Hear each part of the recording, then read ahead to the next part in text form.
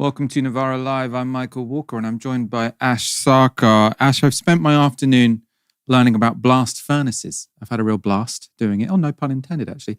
How have you spent your day? Today I interviewed, oh my God, the name's just gone straight out of my head. Kenneth Roth. I'm knackered. Kenneth Roth, who is the former director of Human Rights Watch. So that is coming up for Downstream. Then I came back to do the rest of my work from home because I've got a bit of a cold. We're planning an If I Speak live event place May with me and Maya. And now I'm here. Ash, it seems to me as if your connection is not fantastic. So I will let you and Gary sort that out together while I move on to the show. We are going to start the show with a discussion of British steel, why it matters and whether the government can save it. Also, Donald Trump seems to have already lost his trade war with China. Israel has destroyed the last functioning hospital in Gaza City. And Douglas Murray has gone head-to-head with Joe Rogan. Stay tuned for all of that. Before we get started, though, I'd like to remind you that we are currently hiring. We are looking for a live stream producer who'll be working on Novara Live. You can see there what we'll be looking for. The ideal candidate would have demonstrable experience in live broadcasting environments as well as strong knowledge of left-wing politics and current affairs. To find out more, please do go to the link in the description. It's a great place to work. Come work with us. You'll have a good time. You'll do incredibly interesting, and I like to think important work, so do check it out. If you're not looking to be a live stream producer, but you do want to support our work nonetheless, please do go to novaramedia.com/support. This show is only possible because of our kind donors. If you are one of them, thank you so much. If not, please do consider becoming one. Let's go straight into our first story. The UK government is in a race to secure the materials needed to keep Britain's last steel blast furnaces in operation. This matters because the ability for a nation to produce steel is seen as essential for both securing both industrial and military security. And after an emergency session on the weekend, it's the Business Secretary, Jonathan Reynolds, who is now in charge of making this happen. He explained to MPs why he'd taken control from the Chinese operators Xingye. Since taking office, this government has been negotiating in good faith with British Steel's owners Xingye. We have worked tirelessly to find a way forward, making a generous offer of support to British Steel that included sensible, common-sense conditions to protect the workforce, to protect taxpayers' money, and create a commercially viable company for the future. Despite our offer to Xingye being substantial, they wanted much more, frankly, an excessive amount. We did, however, remain committed to negotiation. But over the last few days, it became clear that the intention of Xingye was to refuse to purchase sufficient raw materials to keep the blast furnaces running. In fact, their intention was to cancel and refuse to pay for existing orders. The company would therefore have irrevocably and unilaterally closed down primary steelmaking at British Steel.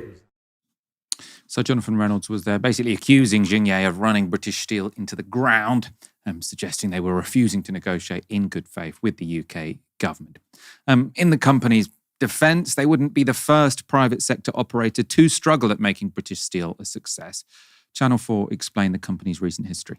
In 2016, a private equity firm bought the business for just £1, promising to invest £400 million. But 3 years later, the company went bust. The official receiver sold the company to Chinese Xingye in 2020, and they promised to invest £1.2 billion. But this time it was only 3 months before the Chinese asked for taxpayer support. By 2024, British Steel was losing around £700,000 a day, and this year talks of a support package from the government broke down. The age of industry in the UK has faded a long way from the glory years, where processing was inspected during the talk. But in a world of fragile supply chains, the government is now more determined than ever that the sun doesn't set on industrial British steel.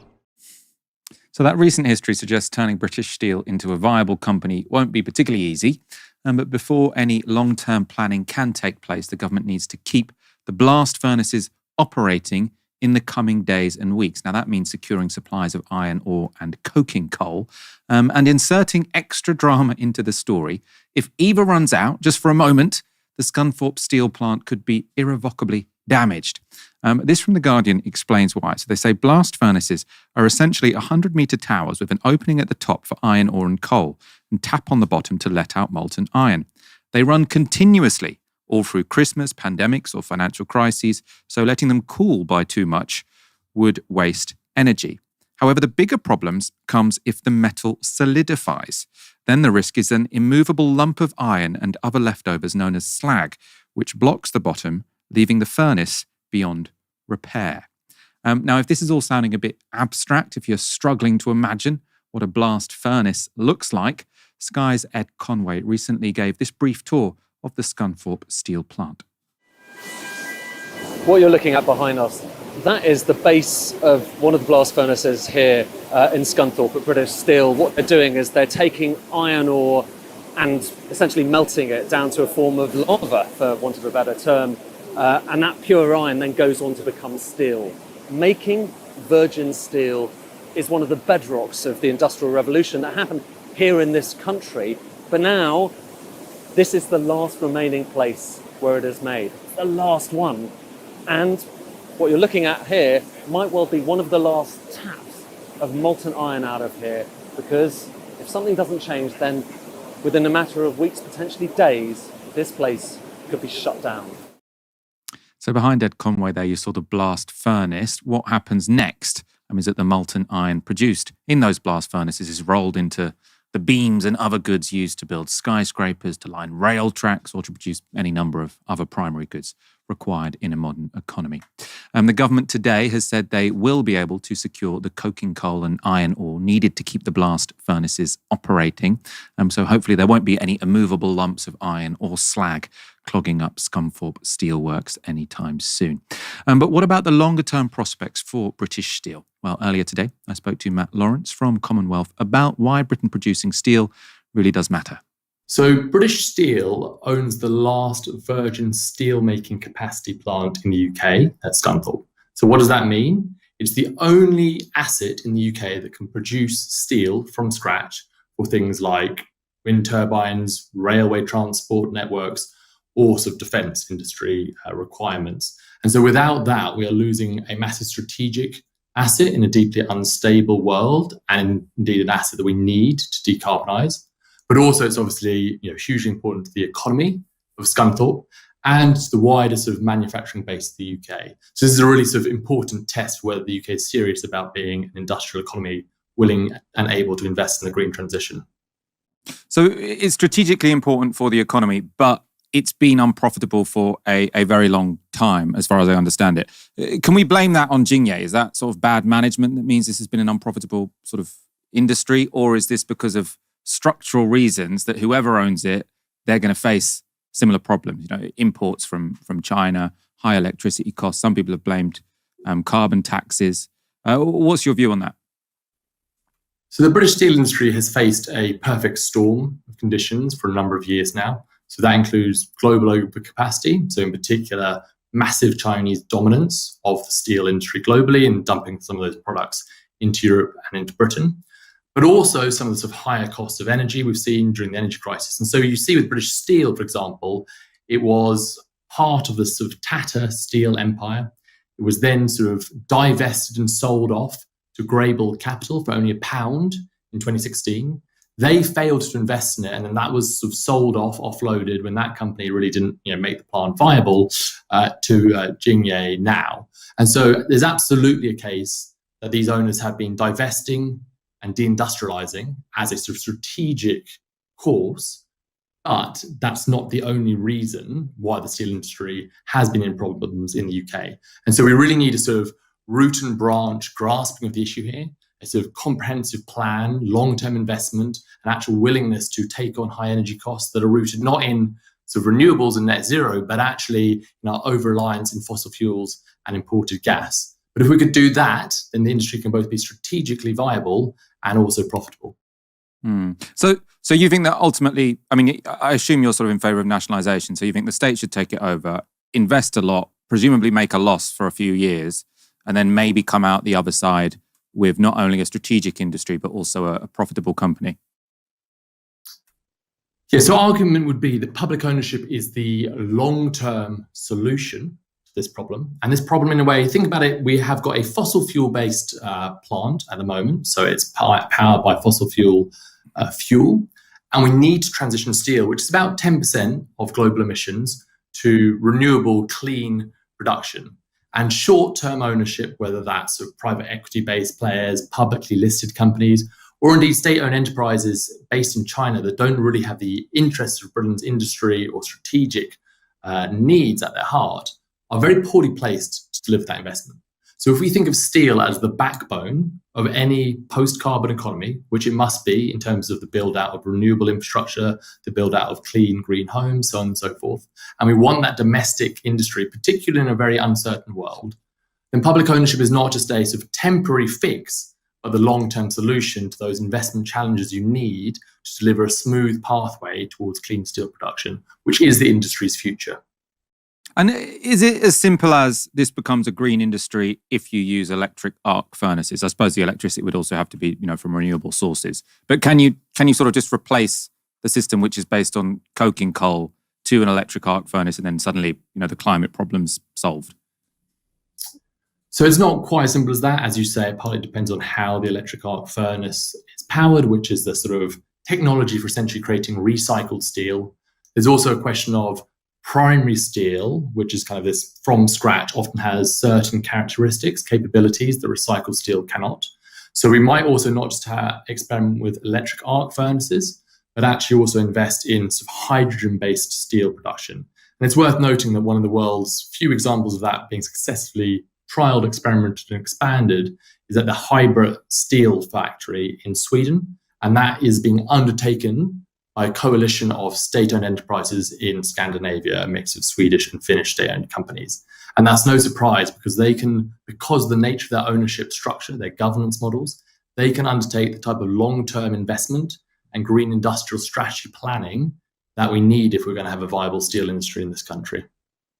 That links to what was going to be my next question, actually, which is sort of where should we be looking to for positive examples? Because, whatever side of the political spectrum you're coming from here, I don't think anyone's saying that Britain has made a success of its steel industry. You've mentioned there's sort of an example in Scandinavia. Is there anywhere else we should sort of look to who's doing this well? Because I suppose some people would just argue it's an inevitable consequence of becoming a developed economy that you move away from heavy industry, you move towards services, and probably it does make sense to import from China. Why not just rely on China to do those jobs so we can move to legal or financial services or whatever? What would you point to if someone were making that argument to you? So I think first, politically, we should always be very skeptical of claims of inevitability. That always tends to mask and obscure deep political and economic questions and trade-offs.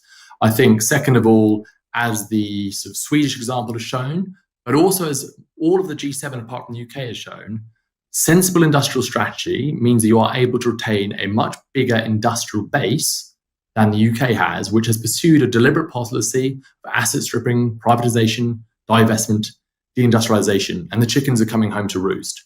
And I think, that doesn't mean that we can just put our fingers in our ears and pretend the world isn't as it is, but as other advanced economies have shown, it is possible to carve out a niche for manufacturing sectors like steel if you have the investment plans and the industrial strategy and the long-termism to make it work. And the reason why that matters is not just because actually steel is immensely productive, per worker per output relative to much of the service economy, but it's also because it creates the key inputs for any modern economy. If you look around you right now, there'll be steel almost certainly either in the building you're sitting in the sort of laptop you're working on, for example. If you look out the window, I can see a railway that will be probably built by steel from the Scunthorpe plant. And so it's just the fundamental input to modern societies. And if we lose that capability, we will just have to become very reliant on supply chains that are, as we know from sort of the tariff shocks of recent weeks, deeply vulnerable and increasingly fragile in a world that is going to become more and more unstable geopolitically. And finally, sort of how would you rate how Labour have sort of dealt with this? I mean, it seems like probably they only took a decision at the very last minute. Could they have had a bit more forethought here and done a bit more preparation? I think, in fairness to them, they acted fairly swiftly on the weekend and decisively, particularly relative to the other sort of elements of the government's programme. And I think the key question now is what they do with it. So they haven't actually nationalised the plant. They've simply sort of taken control through legislation. The big test will be, okay, well, what do you do with this? The test of metal, so to speak. Are you actually just going to sort of make this a temporary reprieve and not actually come up with a plan and investment needed to put on a pathway towards clean steel production, needed to sort of re-anchor steel as a key part of Britain's industrial base, or are you going to sort of offload this on the cheap? I think that will be the real test. What is the actual plan and how does that accord and fit in with Labour's, at the moment, pretty weak, non-existent industrial strategy? And I think that will be the test. That was Matt Lawrence from Commonwealth speaking to me earlier. Let's stick with the politics of this story because it is pretty interesting. In particular, of course, we'll talk about ownership and jobs, the two really contentious aspects here. And to get us started, Channel 4 News had this interesting set of interviews with employees at Scunthorpe Steel Plant on Friday. Started here 39 years ago. Nationalised company then, let's go back to it. It's the right solution. I just wonder if you've heard about Parliament being recalled. Yes, we have, yes. What do you make of that? It's exciting, yeah. Hopefully it'll all work out for the best for all of Scunthorpe and well for the country as well. Thank you. Okay. Worried or feeling a bit more optimistic now? Still worried, but with the government getting more involvement, yeah, it's looking a bit more positive. How long have you worked here? 10 years. Do you like it? Love it, yeah. My wife's dad used to work here, his granddad used to work here, so it's in the blood. My lad's interested in working here as well, so it'd be a shame if it shut down for a lot of people. We're putting in coke. Coke should be this sort of size, nugget size, fist sort of size, but we're getting in its dust. So we're having slippages, we're causing more damage to the plant than we are fixing it, and it's accelerating the speed that we're going to end up inevitably having to close the place if we let these people stay in charge. We can't have it. So some of the people they spoke to there seemed relatively pleased with the government taking this emergency action. You'll note, though, the first guy they spoke to was very keen on nationalisation, and his views were represented in Parliament by a voice from a party other than Labour. I think there's an opportunity, Secretary of State, Mr. Deputy Speaker, to go further, to be bold, be courageous, show your cojones. Let's nationalise British Steel and make British Steel great again. Modifying a Trumpian slogan there. Richard Tice was, of course, following the lead of his party leader, who made this film at the Scunthorpe plant last Tuesday. So we're in the plant at Scunthorpe. These are the last blast furnaces left in the United Kingdom. By the middle of May, they both could be gone. And I'm here today with Richard Tice to say, unless within 10 days this plant is nationalised, we will cease to be a steelmaker. And we believe, not just the 3,000 men and women that work here who lose their jobs, but we believe this is a vital strategic industry. Government should take it on and find some new people to run it. And I think this really matters. That was, of course, an incredible opportunity for Nigel Farage that he couldn't resist there. Sort of standing in front of a blast furnace, sort of smelting iron behind him. All very dramatic. I'm sure he loved every minute of it. Of course, politically, it's not a natural position for the leader of reform, right? He in reality, he's a free market Thatcherite, right? He's not in favour of nationalising things. It should, of course, be more natural for Labour to celebrate renationalisation, but the party have been cagey about their longer-term plans. You've said on the record in the House of Commons, it is likely that this company will be nationalised. Have you done an assessment of how much that would cost the taxpayer? Well, the value of the company is zero.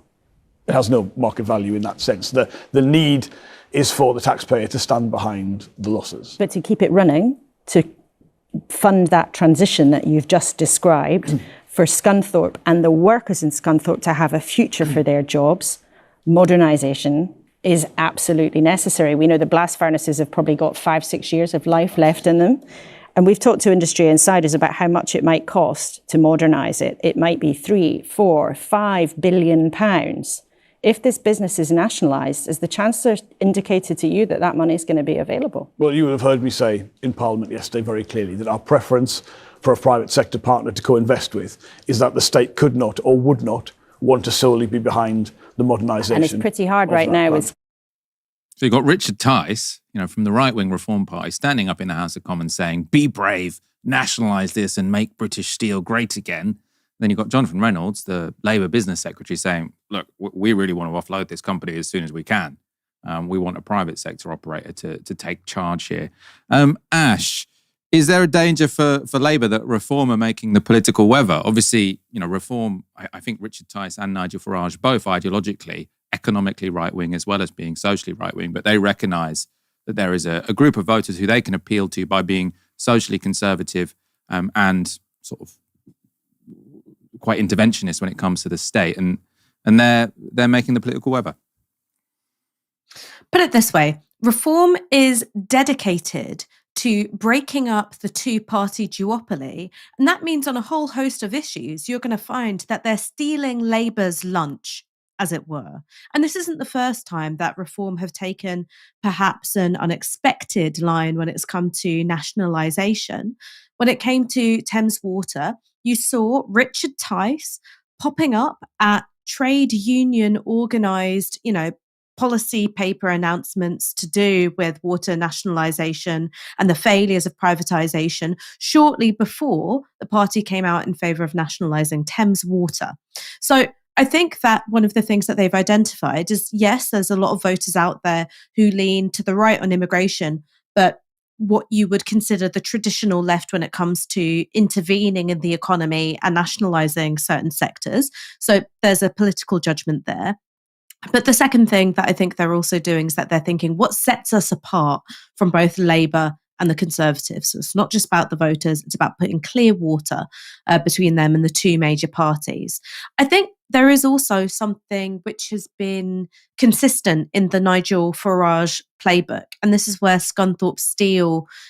British Steel in Scunthorpe, it connects to something which maybe Thames Water doesn't, which is he likes to find workers and occupations who stand for a vision of Britain and Britishness that feels down to earth, gets their hands dirty, manual labourers, they're hard-working people, hard grafters, and maybe the kind of people that, the soft-handed pen pushers in Westminster have forgotten about or neglected or left behind. When it came to Brexit, as you may recall, it was the fishermen. So Nigel Farage loved being photographed around, fishermen and fishing boats and on trawlers, and he had a Brexit flotilla. Don't know if you remember the flotilla. So something like British Steel, just in terms of the visuals, the photo opportunities, standing there with his hard hat, the blast furnaces going, sparks flying everywhere. It puts this, privately educated Dulwich College city boy, right at the heart of the industrial working class, the same way that being close or being perceived to be close to fishermen did. So those are the two things which, I'd like to point out are so core to Nigel Farage's strategy. One is, being unexpectedly interventionist in the economy in order to, as you say, hoover up those voters who are more left on the economy, more right-wing on immigration, break up the two-party duopoly. So that means racing ahead of Labour and doing things that the Conservatives, perhaps say that they wouldn't. And then the third thing is about this proximity to the traditional working class in some way, especially if there's some tasty visuals to go with it. Because this is just another one of those issues where I feel like Labour needs some events where they can sort of go on the front foot and say, we're shaping the narrative, right? And I think sort of proudly saying we're going to nationalise steel to make British steel great again. I mean, that probably, it's in line with them. It would please sort of their left-wing city-dwelling backers, and it would also please people who might be veering towards reform. They could have gone sort of, and quite proudly made a big issue with this. Is it the only time I can think of since they've sort of entered government where Keir Starmer has actually seemed to sort of embrace a political moment is when it came to European defense in Ukraine. I can't think of anything else that's actually infused the guy, right? Because I suppose the problem with the Labour Party, and I think politicians in general, is they often think that you can set narratives by coming up with slogans and giving speeches. There was this, you remember sort of in the first few months of his leadership, we constantly heard about the reset. We're going to have this reset with this big speech. No one notices that stuff. The thing people do notice is when you've got a moment of crisis and then a politician sort of says, I am really rising to this moment. And, you know, I found it unconvincing, but they kind of did do it when it came to Trump and Ukraine and European defense, and he did go up slightly in the polls. This seems like this would be an even better opportunity to do that. And he's just sort of absent. They're just saying, okay, yeah, we are going to nationalize it, or we're not quite, it's not even nationalized yet. We're going to direct how it works, but try and push it off to the private sector as soon as possible. You know, we prefer not to do this. It's all a bit like they seem reluctant to make this into a story when actually it should really be a story that would work in their favor. And I think that it's a sort of, it's a multi-angled fuck up, right? So one is, I think that they make wrong calls when it comes to how they communicate taking action. So if you just take the last week, the way in which they chose to communicate, we're taking this really seriously and we're taking action, it was about Parliament sitting the weekend. So you had all the MPs taking selfies of themselves on the tube being like, I'm working at the weekend. And it's like, so do a lot of people. Like, you're not special because you're working at the weekend. A lot of people work on the weekend. And the fact that actually you're making such a big song and dance about it sort of implies that maybe you don't work as hard as you ought to. I'm not saying that's true, but that's how it comes across. And it's so centered on London, it's so centered on Westminster and Parliament, is that it takes something which, you know, actually might be quite a spectacular intervention and makes it very like, you know, pushing glasses up the bridge of the nose and taking your briefcase, you know, into work, right? Makes it boring, makes it seem like it's just some Westminster thing. So there's a problem of comms there. There's a second thing, which is I think about where power and decision-making power really lies in the Keir Starmer project. I just don't get the sense that he's that interested in the domestic realm. He's not that interested in domestic politics. Where he really is feeling his oats is when he gets to go on the plane and go to the White House and pretend he's in the West Wing, and all of the Westminster lobby are crowded around him on the jet, and he stands up on the lectern, and there's Macron, and there's, you know, Germany's chancellor, and there's Zelensky. He likes feeling like a big dog on the international stage. Now, while his shall we say, you know, sense of agency and forward momentum during that time, you know, it did give him a little bit of a bump in the polls. It also didn't last a very long time. So Keir Starmer, you know, pulls off this great statesman-like maneuver of, you know, bringing Trump round to the possibility of security guarantees for Ukraine. What is it that happens, you know, either the very next day or the day after that? JD Vance and Donald Trump bring Zelensky into the White House so they can give him a public flogging. So, you know, even that reputation is very, very flimsy indeed. It seems as though much of the domestic decision-making power rests with Rachel Reeves and what she says is possible and what it means for her fiscal rules and what it means for her, you know, overall economic worldview. And so I wonder, it wouldn't surprise me if there was something of a bit of an internal tug of war between Rachel Reeves and the Treasury team on one side and other cabinet members on the other when it comes to how much responsibility the taxpayer will take for covering British Steel's losses and managing it better and taking it towards a path, you know, pathway towards sustainability and profitability. I can imagine that Rachel Reeves may be the significant party blocking it. Now, of course, that's speculation on my part. I don't have, you know, a listening device planted in the cabinet room, but it would be coherent with the stances she's taken on a variety of other political issues. I mean, I totally agree with what you're saying about sort of Labour decided to make their big thing. We care so much about this. We're all on the tube with our briefcases, hashtag working on a Saturday. Like, and Nigel Farage, like, compare that to the image of Nigel Farage, which is earlier in the week. So he can sort of claim to have been ahead of this story, right? They didn't swoop in And as I said, they didn't quite nationalize it, but they sort of took direct control of the steel plant. They didn't do that till Saturday after sort of announcing their intentions on Friday. He was there with the hard hat, in front of those flames and that molten iron on Tuesday. Like, who's got the better political messaging strategy, right? Obviously, we're going to be talking about the local elections soon on this show. They're coming up. Labour presumably going to get a bit of a beating. This probably would have been a chance to change the narrative if they just sort of got a bit more on the front foot. Let's go to our next story. Another huge economic story, which we talked about all of last week and very much is still alive. On Friday's show, we brought up a graph that I thought showed why Trump's tariffs on China were so risky for the United States. It's from Bloomberg. It shows how the US imports 86% of its games consoles from China, along with 79% of its PC monitors, 73% of its smartphones, and 66% of its laptops. Now, with tariffs of 145% on China, that would clearly be a huge blow to US consumers and suggested Trump might not have thought through his tariffs properly, right? Did he think about the consequences?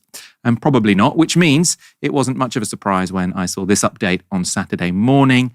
And so yes, 2 days after hiking tariffs on China to 145%, Trump decided when it came to goods like smartphones and computers, it wasn't such a good idea, right? So the most valuable exports from China to America, the tariffs are gone now. I think they're still at 20%, aren't they? But the so-called reciprocal tariffs at 145% are gone on the most important strategic goods because Trump hadn't thought this through and consumers wouldn't like that and companies like Apple wouldn't like that. And this news was, of course, a particular relief to companies like Apple and Nvidia who have deep supply chains in China and whose stock prices had taken a massive hit since Trump launched his tariff wars. Their stocks have sort of recovered to some degree. However, to keep them on their toes, by Sunday, the Trump administration was pushing out a slightly different line. This was Commerce Secretary Howard Lutnick. Remember, those products are going to be part of the semiconductor sectoral tariffs, which are coming. So you're going to see this week, there'll be a register in the Federal Registry. There'll be a notice put out. That is different types of work. So we're going to do that. We did that in autos. The president's going to do it for pharmaceuticals, and he's going to do it for semiconductors. So all those products are going to come under semiconductors, and they're going to have a special focused type of tariff to make sure that those products get reshored. We need to have semiconductors. We need to have chips, and we need to have flat panels. We need to have these things made in America. We can't be reliant on Southeast Asia for all of the things that operate for us. So what he's doing is he's saying they're exempt from the reciprocal tariffs, but they're included in the semiconductor tariffs, which are coming in probably a month or two. So these are coming soon. You shouldn't think this is really outside of it. Really think of it as being included in the semiconductor space, much like pharmaceuticals. These require special attention, and the president is on it. So you're saying that the big tariffs on things like smartphones and laptops, iPhones, all those iPhones built in China, that those tariffs are temporarily off, but they're going to be coming right back on in another form in a month or so? Or what are you saying? Correct. That's right. That's right. So you're saying you're just making it up as you're going along. Trump has since suggested that the tariffs on electronic goods will be like the ones currently on things like steel. So that would mean tariffs of around 25%. That's still a massive climb down from 145%. And more commentators are coming to the conclusion that Trump cannot win his planned trade wars. The Financial Times chief foreign affairs editor has written that Xi Jinping holds a stronger hand than Trump. In reference to the climb down over the weekend, he wrote this: phones and computer equipment are the most obvious candidates for a climb down, but they are not isolated examples. Trump will have to hope that it is not a hot summer because about 80% of the world's air conditioners are made in China, along with 3/4 of the electric fans America imports. The White House will certainly want the trade war to be over by Christmas because 75% of the dolls and bicycles that the US imports are also made in China. Rackman also writes about the ways China could retaliate if the trade war does intensify. So he says, if Beijing decides to get nasty, then it has some really powerful tools that it can deploy. China makes almost 50% of the ingredients that go into the antibiotics that Americans depend on. The F-35, the backbone of the US Air Force, requires rare earth components sourced from China. The Chinese are also the second largest foreign owners of US Treasury bonds, which could matter at a time when the market is under strain. And of course, there was lots of speculation when there was that pressure on US Treasuries last week that was partly because China was selling them off. I don't think anyone has quite confirmed that, so it might have just been sort of bog standard investors getting cold feet, but clearly that is a tension which could arise in the near future. In the present, China has already paused the export of some rare earth minerals. This is a report from today on France 24. Beijing has begun restricting the export of a number of what are these so-called rare earth minerals. Since early April, 6 heavy rare earth metals have been able to be shipped out of Chinese ports only with a special export license. The New York Times reporting that the government has only just begun setting up a system to issue such licenses. Also restricted from export are special magnets made from those metals, 90% of which are produced in China. Such metals and magnets are ubiquitous in many kinds of electric motors. They're used in cars, drones, missiles, and microchips themselves. Shortages of them could halt production at U.S. automotive factories rather quickly. Rare earth minerals are a sort of ace up China's sleeve in the escalating trade battle. They represent a relatively small proportion of the country's exports, but they are crucial for the supply chains of other nations. Here's China's foreign ministry. Our countermeasures against the U.S. bullying are not only to protect our legitimate rights and interests, but also to uphold international rules and order, safeguard the common interests of all countries, and maintain international fairness and justice. In the face of U.S. bullying and hegemony, compromise and concessions are not a way out. Ash, I want your thoughts on this. It does feel like Trump's kind of already lost the trade war with China. Like he only started it a little over a week ago. And it seems like they've realized, oh, fuck, actually we're more dependent on China than China is dependent on us. There could have been sort of, cooperation. I think Biden probably had done this in a smarter way. It was still somewhat hostile. He was sort of blocking the export of certain key goods to China, such as chips, those what goes into AI data centers. What Trump has sort of done is said, well, we're not going to have all the strategic things you send to us. And it's just completely backfired. Well, I think that there's a decent rule of thumb, which is don't pick a fight with your creditors, which, of course, China is the second largest foreign holder of US debt, effectively. It goes Japan, it goes China, and then it goes us. And so the speculation that you were referring to, it came from the fact that normally what you would expect to see when there is when there's volatility in the stock market, right, where share prices are falling and people are losing money and they're moving their money, is that you would expect to see that money move into US government bonds because it's seen as something of a safe haven. But instead of that happening, what you saw was gilt yields rising, which means that people are exiting their US government bonds. And the reason why there was speculation that it was China selling off US treasuries, though you said that that's not something which has been conclusively proved, was because from the US perspective and their time zone, it was happening in the overnight markets. So it was East Asian markets where maybe it was the Chinese state, or maybe it was big institutional holders of US treasuries, or maybe it was individual investors that they were selling off US treasuries. And that has hugely wide-ranging implications. And more so than the stock market, 39% of Americans don't own stocks. Much more so than the stock market. That's something which can have massive repercussions for ordinary Americans, their families, and also the cost of government borrowing. Right, that goes way up. So that's the first thing, right? Picking a fight with your creditors, very, very dangerous thing to do.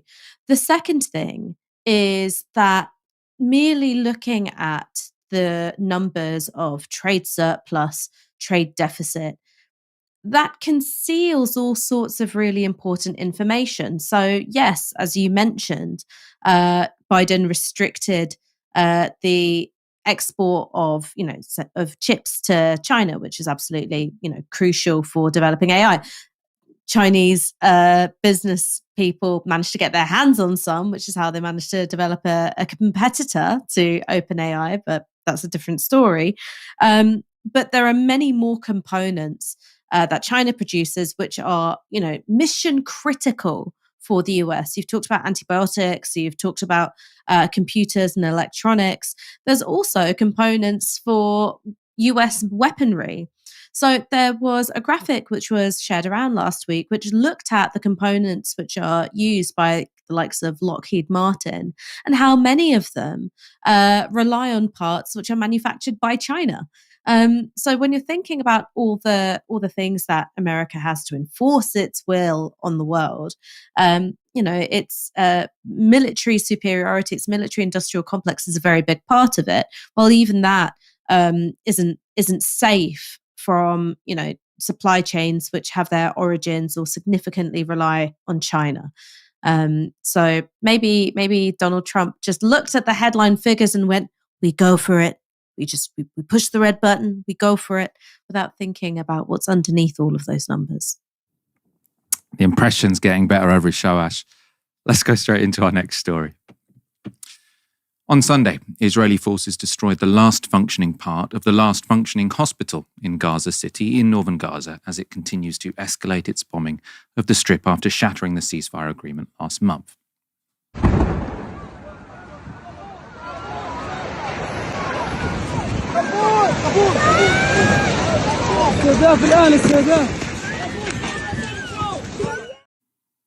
So what you saw there was flames and smoke rising up from the building and the fear and confusion of people on the ground. Witnesses said the Israeli airstrike destroyed the Al-Aqli Arab Baptist Hospital's intensive care and surgery departments.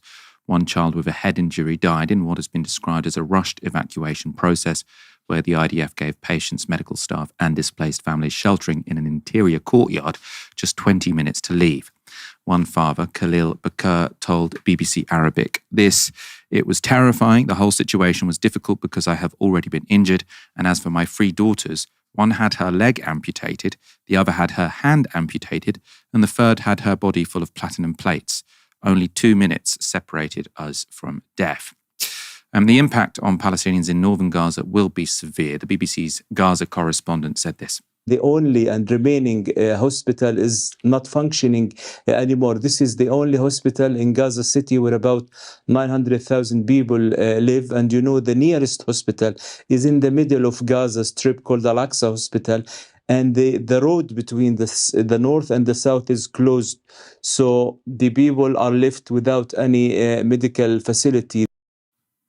The Baptist Hospital is one of the oldest in Gaza and run by the Episcopal Diocese of Jerusalem, part of the Anglican Church. And the diocese said it was, quote, appalled by the bombing and highlighted that it occurred on Palm Sunday, which is the start of the Christian Holy Week.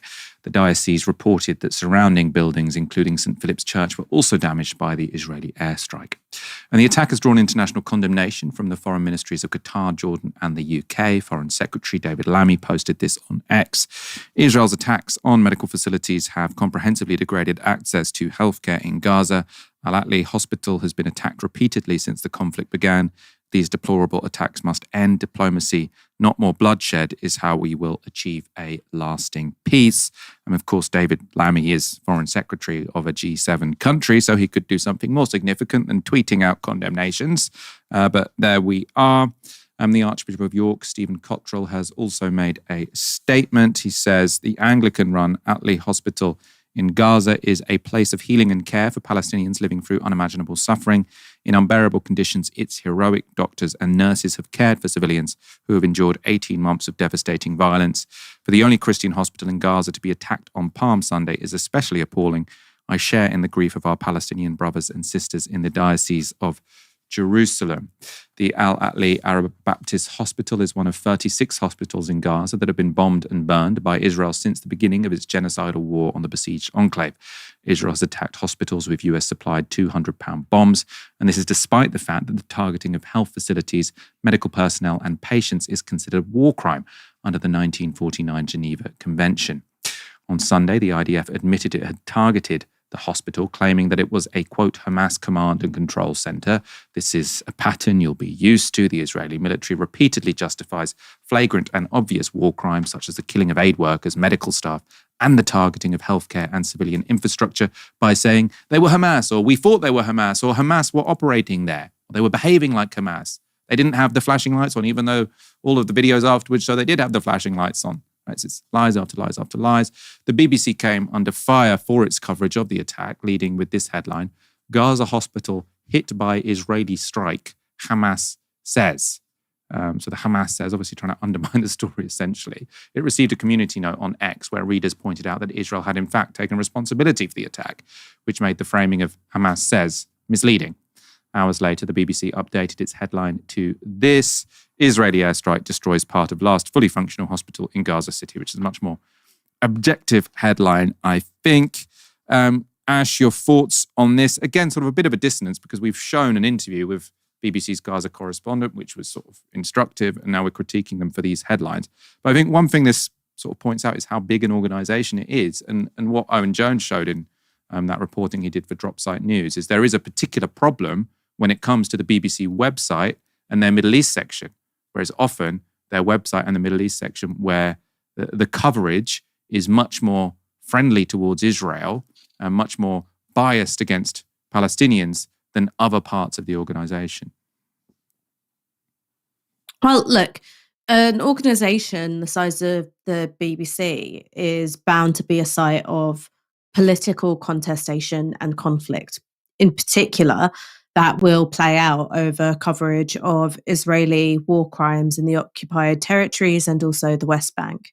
The BBC understands that when it tells a story where the facts themselves indict Israeli government practices, that they will be inundated with complaints by organised pro-Israeli advocates here in the UK. They understand that. And in my mind, any media organisation worth its salt should be prepared to withstand that. Let them talk, let them complain. Your job is to do journalism. The problem is that you have people within the BBC at varying levels of seniority, but going all the way from the board downwards, whose political ideology is in alignment with the goals of the Israeli state. So it means you've got kind of a pincer movement. You've got the complaints coming from the outside. You've got pressure being applied from the inside. And that shapes the BBC's coverage of what's happening with regards to Israel and Palestine. When it comes to Al-Aqli Hospital, obviously this genocide has been waged since October 2023, and there have been so many horrors and so many massacres and so many clear breaches of the rules of war that it might be easy to forget individual ones. But you may recall in 2023 that there were explosions at the Al-Aqli Hospital. There were lots of casualties. Initially, the report suggested as many as 400. That got revised downwards. And there was this huge controversy where Israel's advocates and indeed the Israeli government were saying, how dare you say that this was the result of an Israeli airstrike? It was a misfired Hamas rocket. Now, this is something that Israel says all the time. Whenever an airstrike hits civilian infrastructure or has a high number of civilian casualties, you'll very often hear them say, well, it was a misfired Hamas rocket. The media so often finds itself being disciplined by, again, this inside-outside pincer movement of complaints and internal advocates. It walked back its original reporting and said, oh, no, it wasn't an Israeli airstrike. After all, it was a misfired Hamas rocket. And then forensic architecture, investigated, looked at the footage and said, actually, this looks like it could have been an Israeli interceptor. So part of the Iron Dome framework, which then fell and hit the Al-Ahli hospital.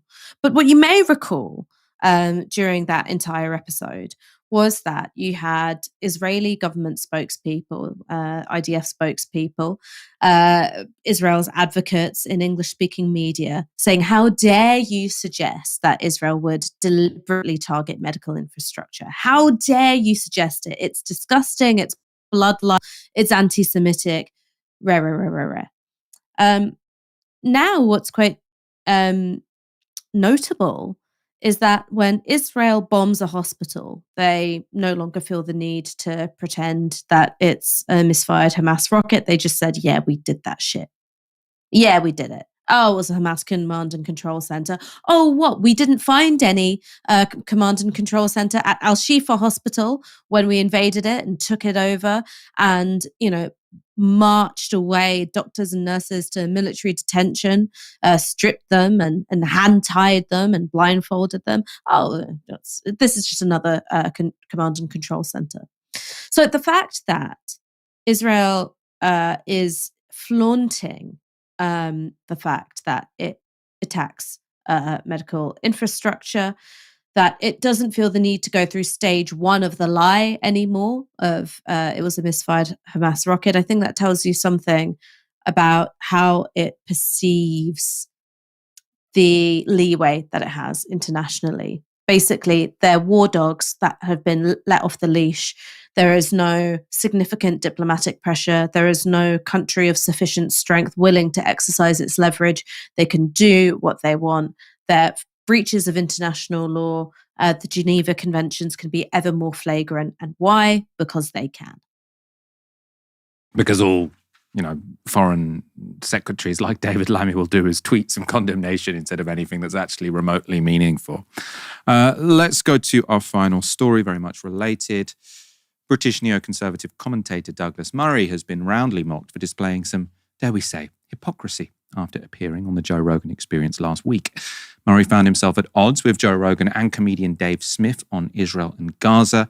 Smith raised the issue of Israel's blockade of Gaza, which has been in place since 2007. And Murray countered with this. Have you been to the crossing points? No. When were you last there at all? I've never been. You've never been? Well, am I not allowed to talk about it now? I've never been to. Have you ever been to Nazi Germany? Are you allowed to have feelings about them? You can't time travel, but you can. But you can travel. Okay, but so what? So what's the point? No, okay. I find that lots of people have been there and agree with me, and lots of people have been there and agree with you. Yeah, but so if you're going to spend a year and a half talking about a place, you should at least do the courtesy of visiting it. All right. I just think this is a non-argument. You don't think? Okay. No, I think it's a non-argument. But if you're an Will you have to go and touch the ground? No, I think you have to see. I think it's a good idea to see stuff, particularly if you spend a career talking about something. Yes. I have a journalistic rule of trying never to talk about a country even in passing unless I've at least been there. Okay. It's sort of normal. It's a normal thing to do. So it's always quite a cynical argument to make, very elitist. You can't talk about this unless you've been there. Obviously, you can read a lot about a place without actually visiting it. And Murray sort of was incredibly misinformed in many of the things he said in that 3-hour interview, particularly those sinister when it comes to Gaza, because you're not allowed to visit Gaza, right? You can say, oh, you can't have an informed position about somewhere unless you go there as a journalist. Israel's literally not letting people into Gaza, right? Douglas Murray will say, well, I've been there, but he's only been there in the van with the IDF, who show them exactly what they want him to see. Loki made a good point, I think. We said when Douglas Murray says he's been to Gaza, he means he went embedded with the Israeli army, which is carrying out genocide there. Murray also has broken his own rules. So he said in that clip, I have as a general rule, don't comment on somewhere if you haven't been there. Well, just 11 days ago, Murray was telling Lex Friedman, so another podcaster, about the evil of the Iranian regime, a country he seems to have never been to. Mehdi Hassan was quick to point out hypocrisy such as this. So he's got a tweet of Douglas Murray saying, no one is free until everyone is free. You muppet, Susan Sarandon. You think the people ruled by the PA or Hamas are free. You think the people of Yemen, Saudi Arabia, Iran, China, and 100 other countries are free, yet you're silent on all that. Mehdi Hassan points out, has Douglas Murray been to Yemen, Saudi Arabia, Iran, or China? If not, why is he commenting on the level of freedom there? That's his rule, right? You have to have been somewhere before you can criticize or comment on it. Ash, Douglas Murray being roundly criticised for that sort of style of argument. You can't comment unless you've been there, especially as, we've seen Douglas Murray sort of reporting from Israel. He sort of stands on the Israeli side of the Gaza border where they're all locked in and being bombed to smithereens. And then he sort of like looks up and sort of says, "Oh, I'm in danger from these rockets which are going overhead." What did you make of that? Well, Michael, my first question. Have you ever met Douglas Murray? Good point. I shouldn't have done this section, should I, if I haven't met Douglas Murray? If I'm to talk about somebody, even in passing, I think one ought to do them the courtesy of having met them, no? There's two things that I want to talk about here. First is arguments of convenience, all right? What Douglas Murray is doing is that he's making an argument of convenience. He doesn't really think that in order to have an opinion about a certain country or culture or political event that you yourself have to have physically been there. Of course, going to a place, seeing things firsthand, that is an important kind of knowledge.